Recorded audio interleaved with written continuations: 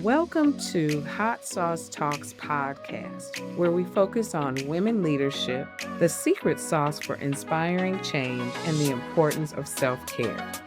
Our keynote speaker tonight, Dr. Tina Marie Jackson, currently serves as the Assistant Commissioner of Workforce Education at the Texas Higher Education Coordinating Board.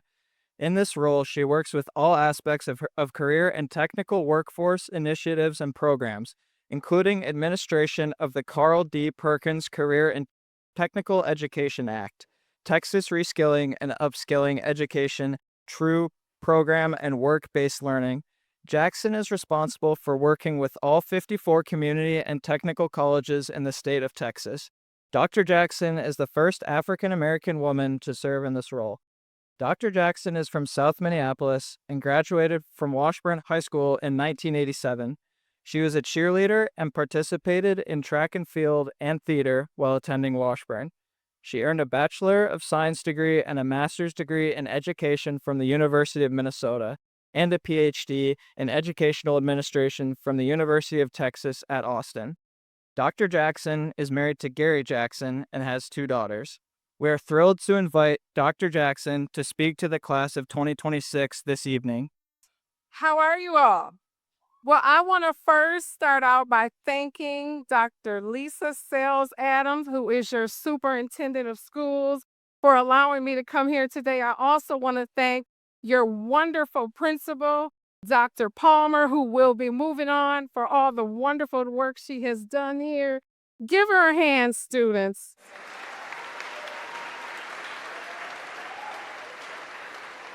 So I was a student here just like you, and I would be remiss if I did not mention 2 mentors of mine. One was the principal at that time, students.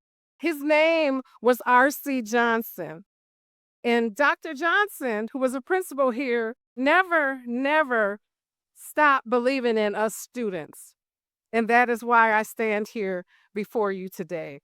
I also want to say thank you to Major Tops, who was a mentor of all mentors in our community. And he had this saying that went, education is our goal. We got to get there before we get too old. Not just me, but you too. Education will see you through. So as I think of my mentors, I want all the graduates in the room, I know you got your phones, to send a text and say thank you to one person who believed in you.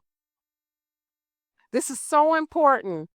As you go out into the world, you have to thank those who have been the foundation of everything that has been possible in your life. And so, students, for a brief moment, I just wanted to talk to you about remembering your why. So as a 17-year-old graduating from Washburn High School, I also experienced a lot of challenges. We had several students who were killed because of violence. We saw lots of challenges because of poverty. There were so many things going on in the world, but the one thing that I never lost was hope. So as you went through this year, and I know this year has been really challenging, students, I want you to remember that through it all, you can do anything you put your mind to. So as I began my journey in higher education, one of my mentors told me, the problem you see is the problem you've been called to solve. Did y'all hear that? The problem you see is the problem you've been called to solve. So students, as you think about your future and you think about where you're headed next, I want you to stay focused on your why you are deciding to continue to move forward to do great things in the world. My why was my community. I wanted to make it better. I wanted to make education better. And because of that, I studied really hard, and I'm so grateful for this moment. So as I think back and I reflect, I learned about someone who was doing great things as I studied to be excellent. So there might be times throughout your journey that you don't have a mentor right by your side. But great news, you have the internet, you have so many resources to help you along your way. One of the people I learned about was Mary McLeod Bethune. She stuck near and dear to me because she was all about helping people get out of poverty. And part of her work, she talked about leaving a responsibility to our youth. For the world around us really belongs to our youth. Our youth will take over this world's future development. Our children must never lose their zeal for building a better world. You must not be discouraged because you are the leaders of tomorrow. Nor must you forget that the masses of some of our people are still underprivileged, ill-housed, improvised, and victimized by discrimination. And you, students, have a powerful potential, and you must have the courage and the strength to change old ideals and actions so that you can direct your power towards good ends as you journey and you prepare for your next.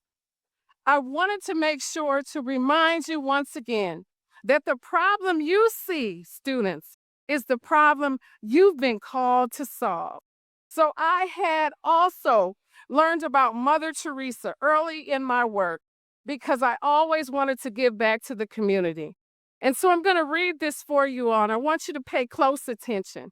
People are often unreasonable, irrational, and self-centered. Forgive them anyway. If you are kind, people may accuse you of selfish, ulterior motives. Be kind anyway. If you are successful, you will win some unfaithful friends and some genuine enemies. Succeed anyway. If you are honest and sincere, people may deceive you. Be honest and sincere anyway. What you spend years creating, others may destroy overnight. Create anyway. If you find serenity and happiness, some may be jealous. Be happy anyway. The good you do today will often, in some cases, be forgotten. Do good anyway. Give the best you have, and it will, in some cases, never be enough. But you must give your best anyway. Graduating class of 2026, I am so proud of you. Always remember, you can do anything you put your minds to. You are our future. We are so proud of you. We know that the future is in great hands. As I take my seats, I remind you once again, the problem you see is the problem you've been called to solve. Congratulations, 2026 graduates of Washburn High School.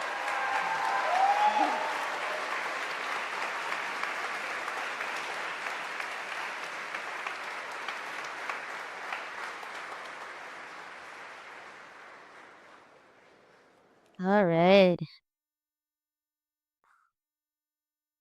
Thank you so much for your thoughtful words, Dr. Jackson, and for coming all the way from Texas to be with us tonight.